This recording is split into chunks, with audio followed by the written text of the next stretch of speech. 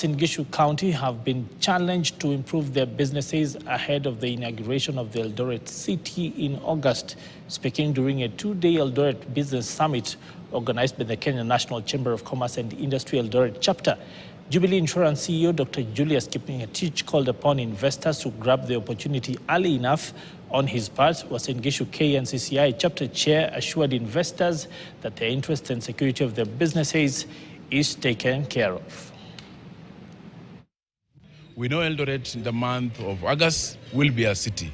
And us as business community, we are really eager to know what benefits will we have as a city, and also to be ready to take up the opportunities which comes with the city status. So this actually, a meeting of many SMEs here, the startups, young people who are looking forward to be business people, the large businesses, all of them were actually congregated here. Uasin Gishu traditional has been known for growth of wheat and maize. And our challenge today is how can they transition into value addition of the same.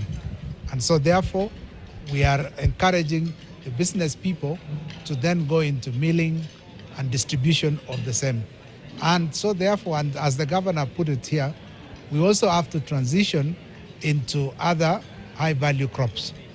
There's encouragement that this place is suitable now for coffee, macadamia, avocados, pyrethrum, and many other crops.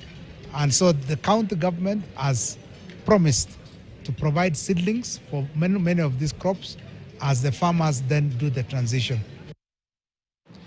Now, good policy environment.